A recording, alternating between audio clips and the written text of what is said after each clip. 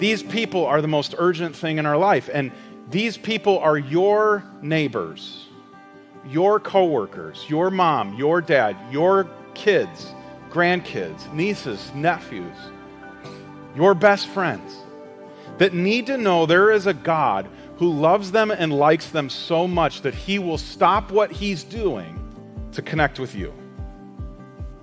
That's why this project is a now thing. And so if we're going to follow in his footsteps, we have to make sure that people never are somedays for us. People can never be somedays. We can never say relationships and welcoming into community and getting people connected and all of those kinds of things. It can't be a someday thing. For us as a church, if we're going to be a church, people always have to be the priority. They can never be one day we'll be able to minister to those people. One day we'll be able to connect with those people. No, it's got to be today.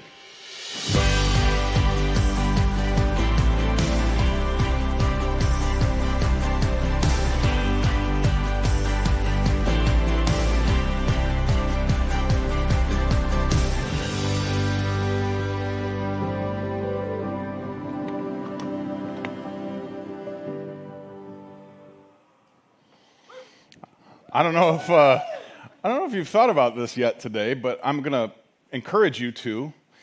You are sitting on someone's gift. You're sitting in someone's gift. Someone decided that you were worth sacrificing for. In case you weren't a part of Great Lakes about a year ago, or a little bit more than a year ago, we brought up this idea, this place that we're sitting in and the place that we've been celebrating all month long, and we asked people to not give to a building, but to give to a person. And everybody named somebody that they were praying for, that they knew needed to be connected to Jesus, and we were going to build enough space where they could have a seat available to them. And hundreds of people came together and said, we will make that sacrifice. We will give to that. And so today, not only do you sit on someone else's generosity and in someone else's generosity, but so do your kids, and so do our students. All over there, all of that space got fixed up and reimagined and redone so that every generation that's a part of the Great Lakes community would have space where they could invite their friends and they could invite their family and they could be introduced to what it means to follow Jesus.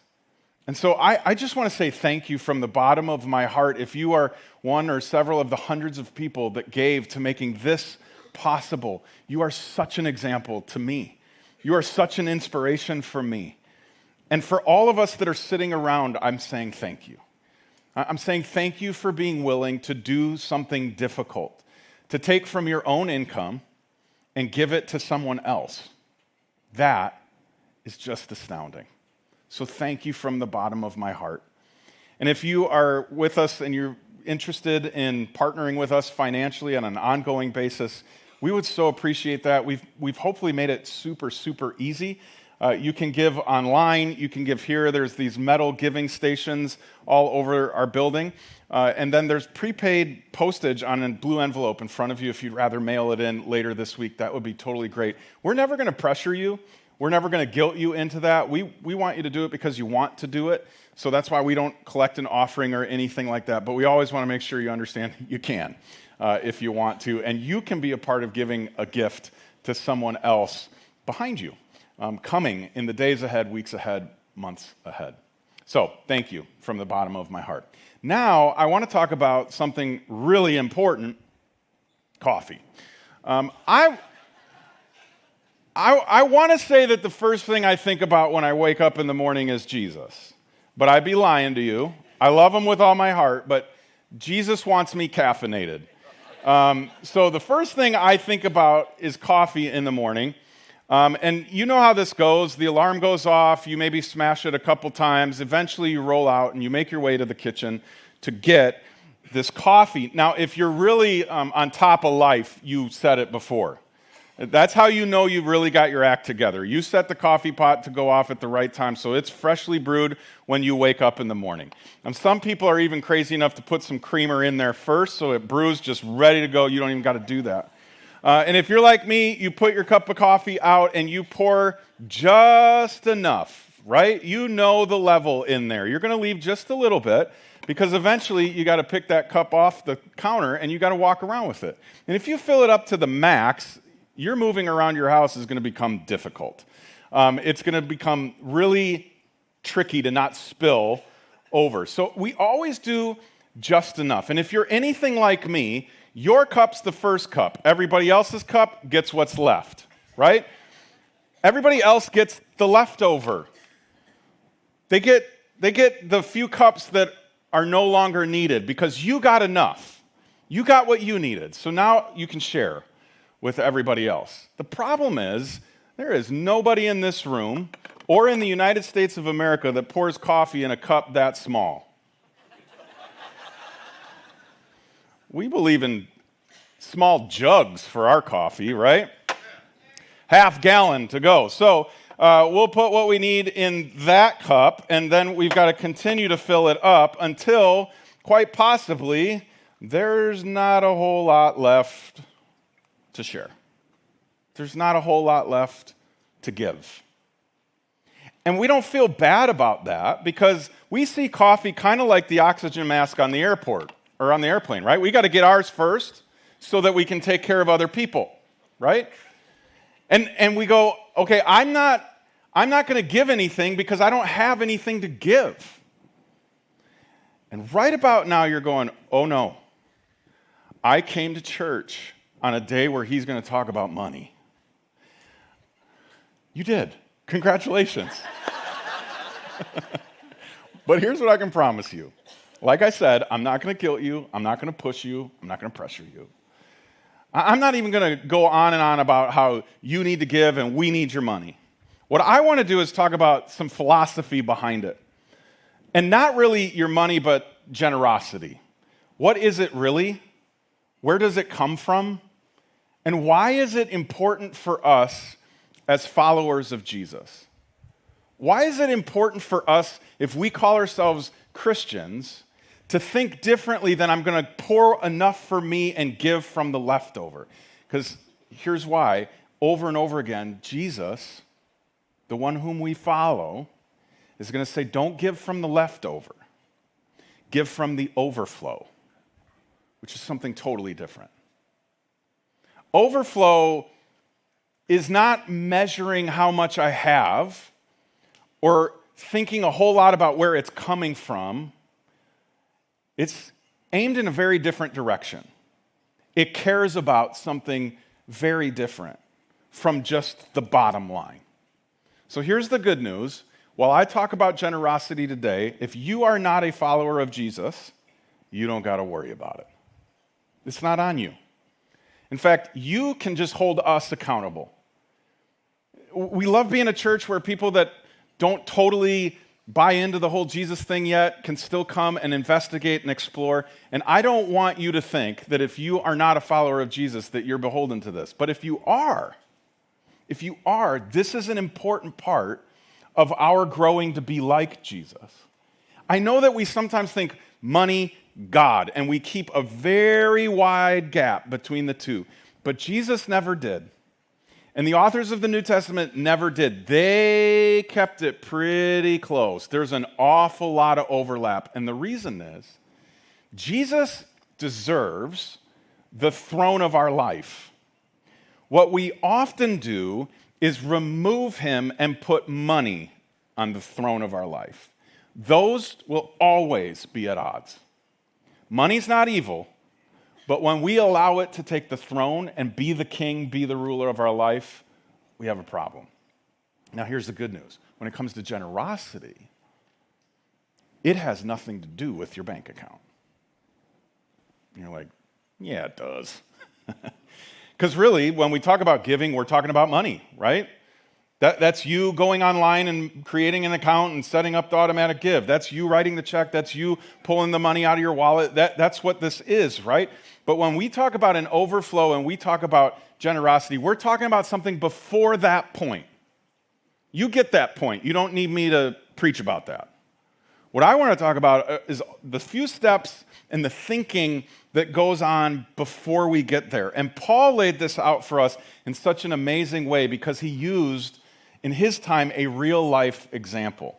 So we're going to look at a passage from his letter called 2 Corinthians. In case you're not familiar with why we got these names for these books, it's a letter he wrote to Christians in a town called Corinth. And in this passage we're going to look at, he talks about another church in another place called Macedonia and how they are kind of the example for what it looks like to be generous. And they were being generous to other Christians in another town called Jerusalem. Because Jerusalem was under siege, kind of the Christian faith was kind of under siege, and they needed funding. And so Paul had gone around to all of these churches that he helped start and was kind of seen as the founding pastor of. And he said, we need to help our brothers and sisters out. Will you give to this cause? And we're going to give this to the church in Jerusalem so they can continue on. And what he says about this church applies not just to that church in the first century, but to this church in the 21st century. So he's not just writing a letter to the Corinthians, he's writing it to the Canossians and the Rhaetians and the Lake Countians and all of us here today. This is what he says. Now I want you to know, dear brothers and sisters, what God in his kindness has done through the churches in Macedonia. They are being tested by many troubles and they are very poor, but they are also filled with abundant joy, which has overflowed in rich generosity.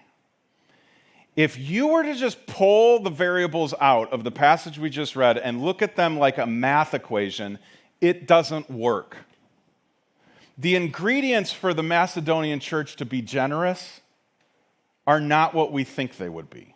Let's start with the first one. Paul says they have troubles. Good news. We have troubles. We understand this part. Nobody woke up this morning, unless I'm totally wrong about how the world works. Nobody woke up this morning and went, today's a trouble-free day. Probably the first thing that ran through your head after the coffee turned your brain on was the troubles you have. I got stuff I got to worry about. I have bills I've got to pay. I have appointments I got to make. I have a boss I got to please. I've got family I got to figure out. I don't feel good. Trouble on trouble on trouble, right? We all have that. And most of us would say, this can't be an ingredient for generosity because most of us would think, I will be generous when I don't have troubles. When everything's worked out and everything's lined up and everything's going according to plan, then I'll give. But until then, I really got to focus on all the mess that I got to sort out in my life. That's our usual way of thinking. Then he adds in a second component, which makes even less sense, and he says they're poor. They find themselves in an impoverished state. Most of us would say, I would love to be generous if I had something to be generous with. I would love to give to people in need if I had money to give them. So a lot of times when we're talking about this, people will say, if I win the lotto, I mean, you'll be surprised how many people have come to me and said, if I win the lotto, I will build us more buildings. Then my question is naturally, well, are you playing on a regular basis? Come on. Because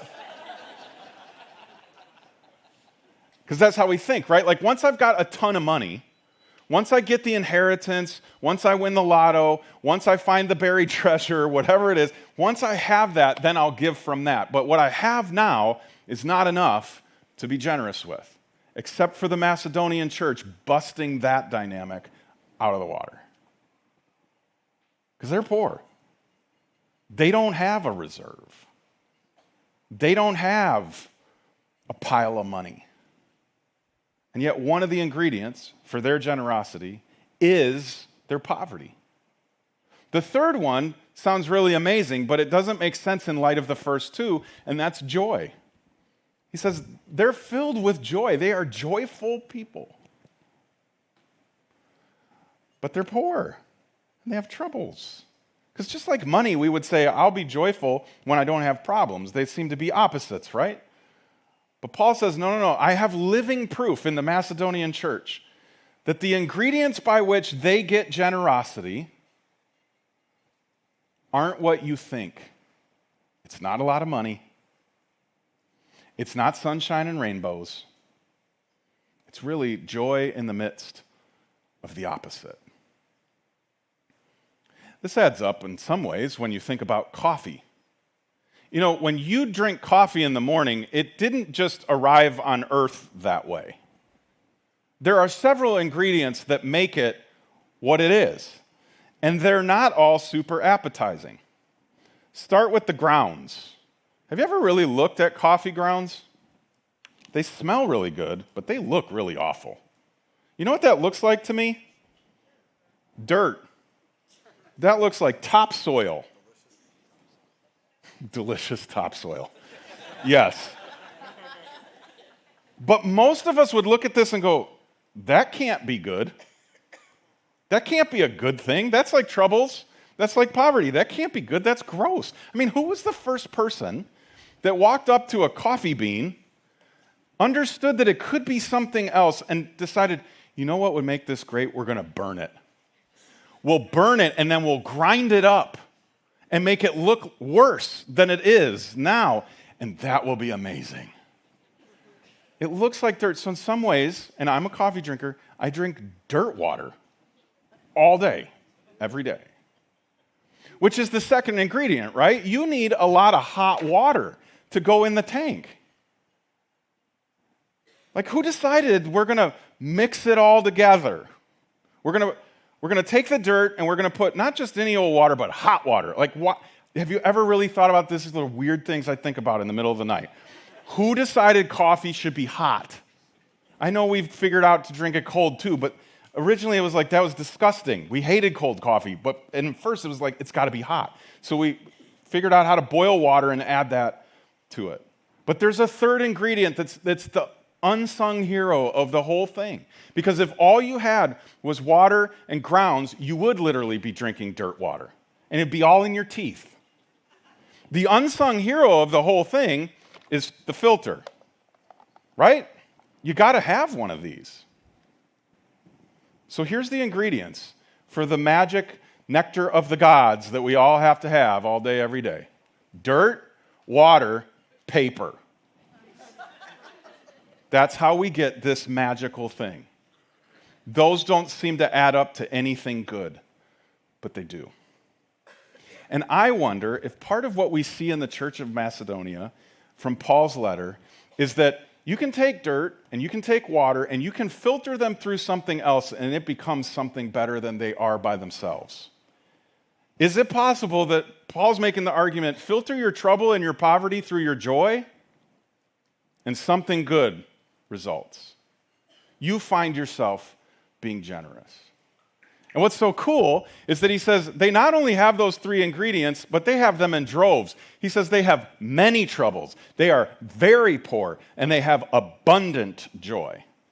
Anytime you have more than you need, there's going to be spillover, right? Anytime you go up to the brim and you have abundance, you have many, it's kind of like when you got junk at your house. What's the number one problem with junk? Where am I going to put it? This is why there are multi-million-dollar businesses that just let you put their junk in their stuff. There's one right down the road.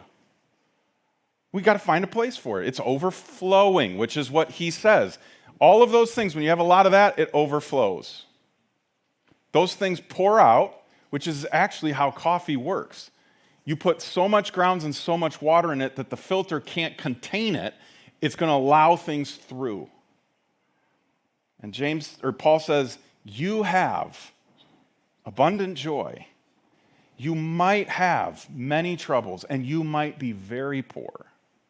But run those through the joy and see what happens. Generosity. You see, we haven't even talked about money yet. We've actually talked about the absence of it. This is more of a heart thing. This is more of a mindset thing. It's definitely a spiritual thing. Because our bank accounts, our pocketbooks are the most personal space in our life. We don't talk about it with other people. I dare you, when you go out to lunch with some friends today, ask them how much they make. It gets real uncomfortable real fast. We don't talk about that. Or ask them, how much do you give to the church? It'll get even more comfortable. They might walk out. Like, we don't talk about those things because it's personal. And I'm not saying it should be anything other than that, but I am saying it should not be closed off to this whole following Jesus thing. Because the Macedonians who were following Jesus were generous. And Paul holds them up as an example to the Corinthians and to us. So this is less about what's left, and it's more about what's first. That's the shift in mindset. These Macedonian folks said, first things first, we're going to give to the people that need it. And we will figure it out on our end. In other words, I'm going to pour the cup for my guest before I pour the cup for me. I'm going to pour the cup for my friend, for my family, for my spouse. Husbands, you're welcome. Pour her a cup before you pour yourself a cup. And I'll go from there. That's really what the Macedonians did. And then Paul goes on to write this. For I can testify that they gave not only what they could afford, but far more, and they did it of their own free will. Now, when we talk about something like what we can afford, affordability is a word that's maybe been hijacked a little bit. It's become synonymous with another thing, cheap. When we say our vacation was affordable, what are we saying? It was inexpensive. I was able to go on this trip and come back with a little money left in my bank account. When you say, I went out and bought an affordable car, we're saying it was not the most expensive car. When we say that milk was affordable, we all go, where'd you buy it? Because we think it's cheap, or at least cheaper. What's interesting is in this context, it was not cheap for the Macedonians to give to someone else. It was maybe more expensive because they had so little to give from. You can see how that dynamic shifts. Affordable for them was what they could do, not what they had to do. Affordable for them was what was possible, not what was required. Because Paul says they didn't really care about what they could afford. They gave far more than that. They went above and beyond that. In some ways, they're living in the red for a very different reason. You and I will live in the red for debt. The Macedonians are living in the red for generosity. And then I love how Paul kind of ends this paragraph. He says, just so you're not confused, they did this of their own free will. I didn't force them. I didn't make them. Nobody was like threatening their life if they didn't give. They decided to do this. In other words, something had changed in them. Because let's be real. It's not natural for us to want to give to somebody else. It's natural to pour our own cup first, make sure that we have enough, and then if there's something left, we'll give. What's natural for us is when we think about a gift to somebody else, we think about how expensive the gift was that they gave us. And can we match it so that we don't offend them? That's what's necessary. Paul says the Macedonians, they didn't care about that. Because it really wasn't a what from, what am I going to give from, like my bank account, it's a what for. Who's this going to? What is this going to do? What's this going to make happen? And that changes how we feel about the whole thing. When our mind shifts in that direction, it hurts a little less. And it's actually a little more life-giving. Because there's a who at stake, not just a what. There's a person on the receiving end of that. So, a year ago, when we had everybody fill out the For Now cards that were in that video, we didn't have people write for the new building. They wrote a name of somebody that they were praying for and they wanted to see start following Jesus. And this might feel weird to some of you, but your name was probably on an envelope. If you've been invited in the last year, that's how intentional we wanted to be with this. We didn't want anybody to give for a what. We wanted people to give to a who, in a direction, for a purpose. which is exactly what the Macedonians were thinking. And so Paul goes on to tell a little bit more of the story. He says, since you excel, talking to the Corinthians now, since you excel in so many ways in your faith, your gifted speakers, your knowledge, your enthusiasm, and your love from us, get this, I want you to excel also in this gracious act of giving. Translation, Paul says, church in Corinth, you're really good at a lot of stuff. You do a lot of stuff right. You are, I would guess he'd say, you're expanding the kingdom. People are coming to know Jesus. You're making a dent in your community. But I want you to excel, he says. He uses that word. I want you to excel or be exceptionally good at being generous. Now, why would he care about them being exceptionally good at anything, let alone this one? Because you're known for what you're good at. You're known for what you're great at. Michael Jordan. Why do you know who he is? Thank you. Correct answer. Greatest basketball player of all time, often referred to as the GOAT. And for those of you that are 45 or older like me, here's what GOAT is. It's not the animal, it's an acronym. Greatest of all time. So when you hear somebody referred to as a GOAT, that's what a cool teenager is trying to imply, that they're awesome. Michael Jordan's referred to as the GOAT, specifically for something he excelled at, that he was great at, basketball. He was not good at baseball. He tried. It didn't work. But nobody goes, I know who Michael Jordan is because of baseball for a year in the minor leagues. We know Michael Jordan because he was exceptional at something. And I think Paul's saying, I want the church to be known for being generous. I want you to excel at that so that when people think of you, so that when people hear your name, the first thing that comes to mind is they're generous. They give. They give in ways that I don't quite understand because the ingredients don't add up. Which then leads them to go, there must be something more going on. Because that's not natural. They might start to go, that's supernatural. So Paul wraps this idea up with these words. I am not commanding you to do this, but I am testing how genuine your love is. I'm not forcing you. But I am giving you a litmus test for your love. He doesn't say your faith. It's interesting to me. He doesn't say your faith. He doesn't say your commitment to a church or a cause. He says your love.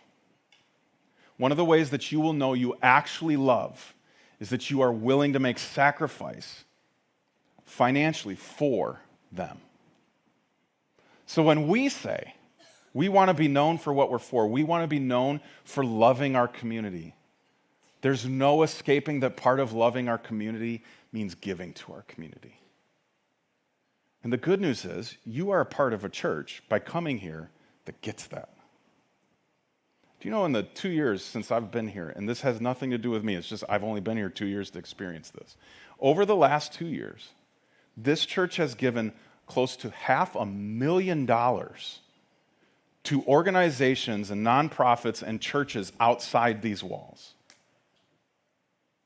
We really want to be known for our love, for our community, for our world.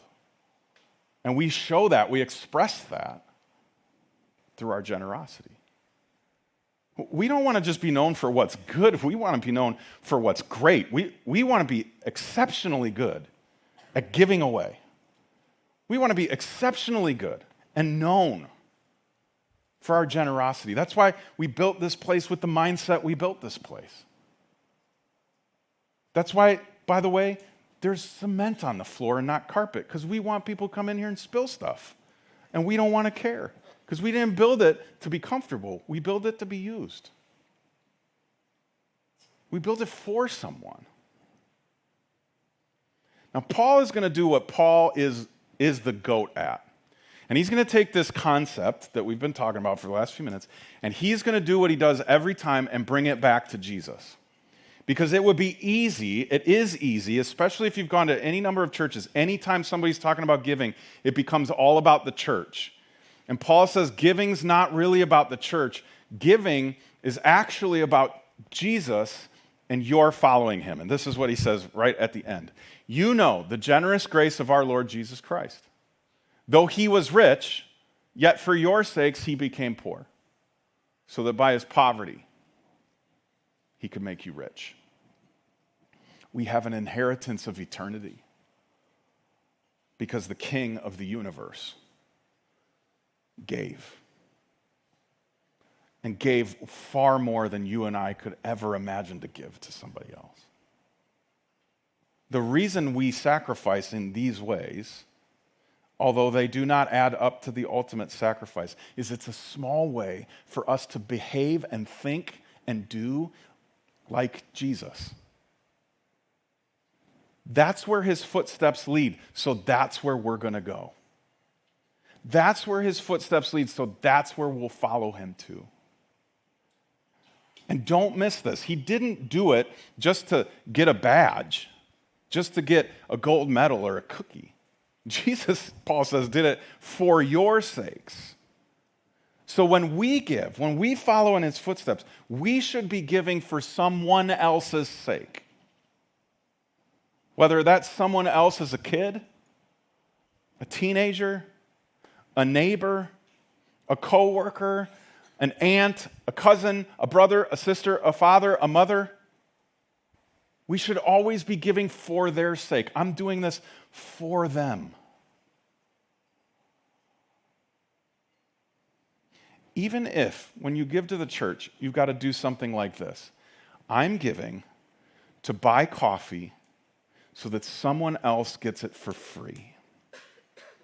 I don't know if you ever thought about that. All this coffee we've been drinking all morning that just keeps magically coming out over there. Have you ever noticed that? Every time we go, there's just more coffee.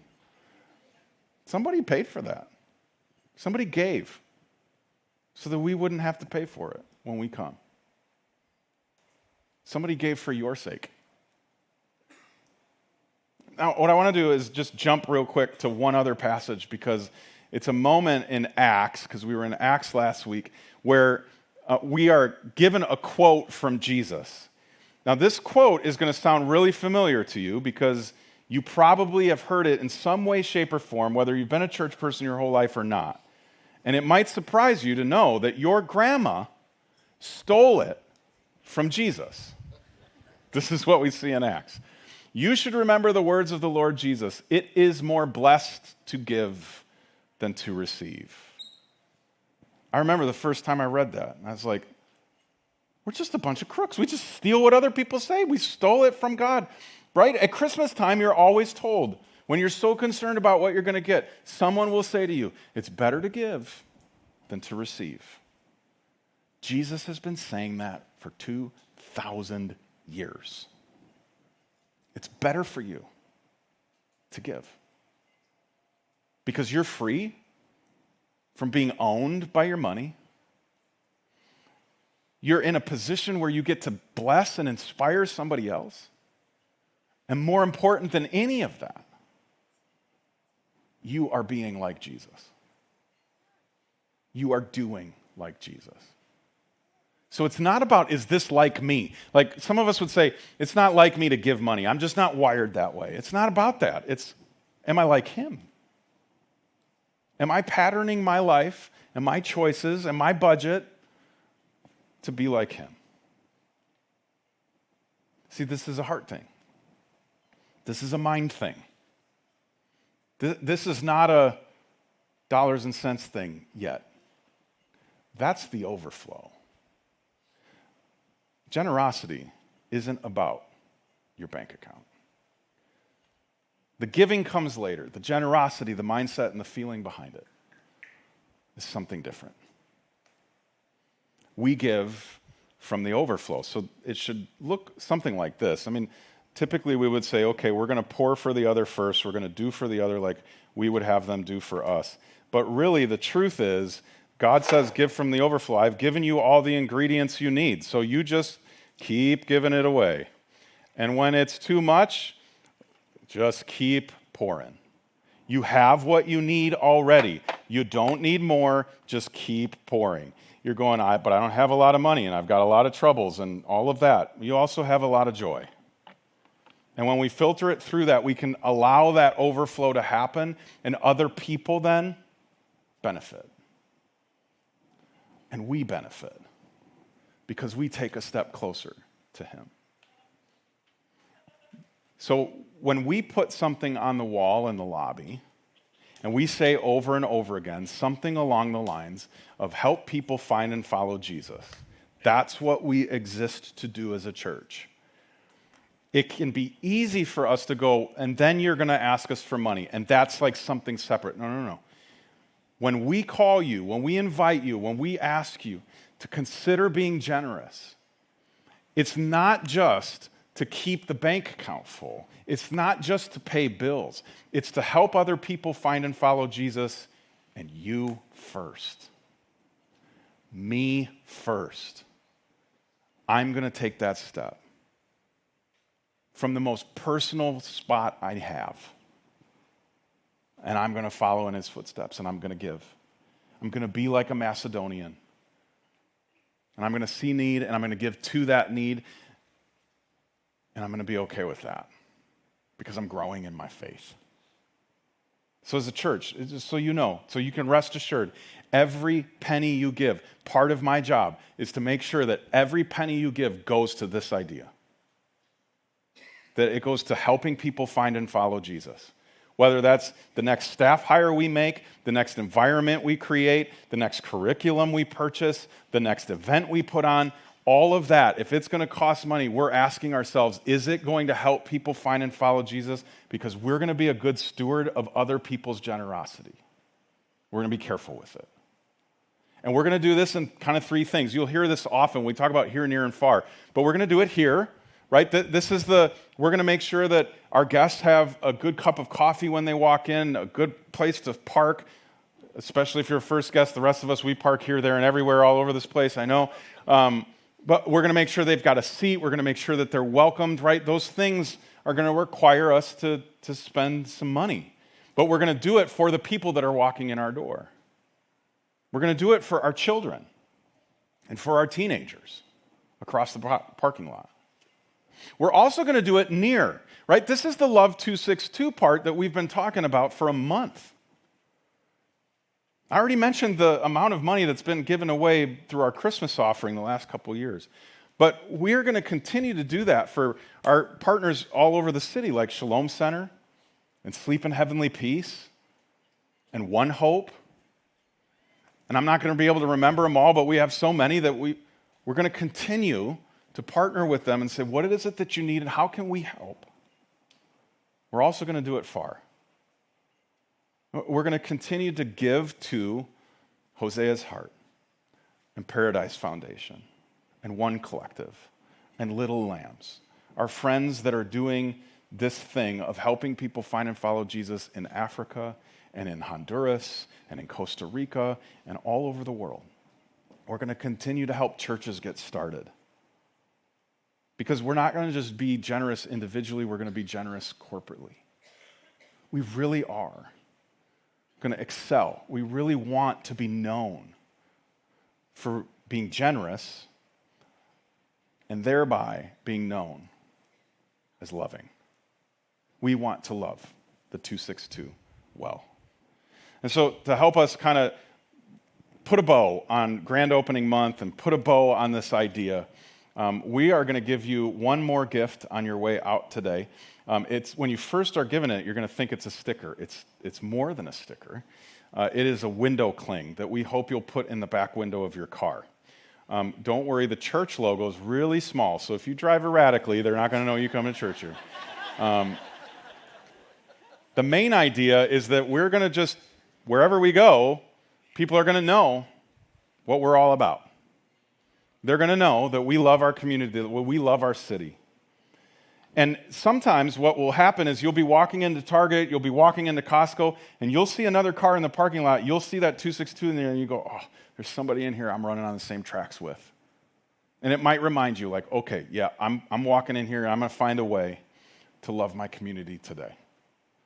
We just want to be known for that. We want to be known for being a church that loves our city. So the band's going to come out, and they are going to help us end our time together with a song that could not be more fitting for the end of not just this series, but this grand opening, and particularly the discussion that we've been having today. Because it's gratitude. That's the name of the song. And I love this song because it gives us the opportunity to go, God, we don't need more to be who you want us to be. You've given us what we need to be who you want us to be, and we're grateful for that. We actually like this song so much, we're going to sing it tonight too, so you're going to want to come back for worship night this evening. But I hope that you'll use this as your prayer to go, God, I'm grateful. I don't have a whole lot, but I got a hallelujah. And I will walk into your footsteps. I will follow you, and I will find a way to live this generous life. So you can stand and sing with us. You can sit if you would rather, but we hope you'll use this song as a prayer. So I'll pray, and then they'll sing. God, thank you so much. Thank you for how generous you've been to us and all that you've given us. We want to be the same. So we're going to spend the next couple minutes saying ahead of time how grateful we are. No matter how many troubles we have, no matter how little finances we have, you have given us tremendous joy, and so we can filter everything through that and live a generous life. Thank you. In Jesus' name, amen.